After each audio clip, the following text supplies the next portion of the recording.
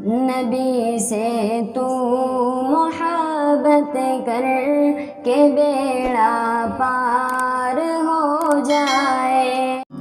جناب رسول اللہ صلی اللہ علیہ وسلم نے ارشاد فرمایا کہ الدین نصیحہ، دین سراسر نصیحت ہے۔ میرے دوستو، یہ دین ہمارے لیے نصیحت آخر کیسے ہے؟ اس کا اندازہ ہم اس بات سے لگا سکتے ہیں کہ جب ہم نمازوں کو اپنی زندگی میں لے کر آتے ہیں تو ہماری زندگی کے اندر تبدیلی آنا شروع ہو جاتی ہے۔ جب ہم قرآن کی تلاوت کو اپنی زندگی میں لے کر آتے ہیں تو ہماری زندگی میں تبدیلی آنا شروع ہو جاتی ہے۔ جب ہم ذکر و اذکار کو اپنی زندگی میں لے کر آتے ہیں ہماری زندگی میں تبدیلی شروع ہو جاتی ہے۔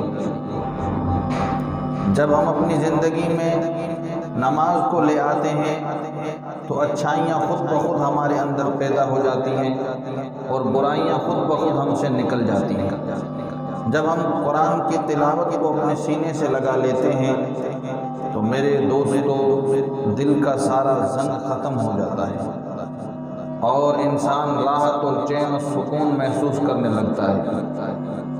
اور جب ہم ذکر و اذکار کو اپنے گلے لگا لیتے ہیں تو میرے دوستو یہ دل دودھ کی طرح صاف اور شفاف ہو جاتا ہے، برائیاں ختم ہو جاتی ہیں اور اچھائیاں خود بخود آ جاتی ہیں۔ یہی الدین نصیحہ ہے۔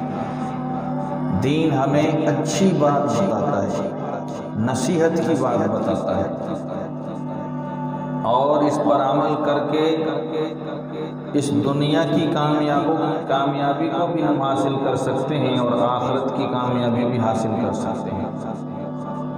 اور اس راستے کو اختیار نہ کر کے ہم اس دنیا میں بھی ناکام ہو جائیں گے اور آنے والی جو زندگی ہے اس میں تو ناکامی ہے ہی ہے۔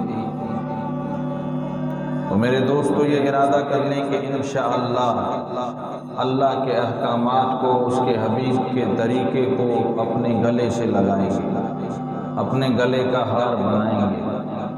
میرے دوستو یہ دین یہی دین ہے جو ہمیں اچھائی کی طرف لے کر آتا ہے۔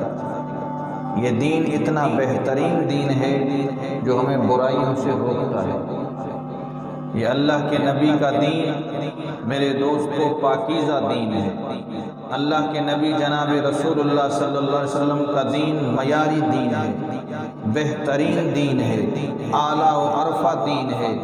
میرے دوستو یہ ہمیں باتیں بھی اعلیٰ بتاتا ہے، باتیں بھی عرفہ بتاتا ہے۔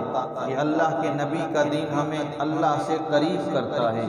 یہ اللہ کے نبی جناب رسول اللہ صلی اللہ علیہ وسلم کا دین ہمیں اللہ کی قرب و محبت کے بالکل قریب کر دیتا ہے۔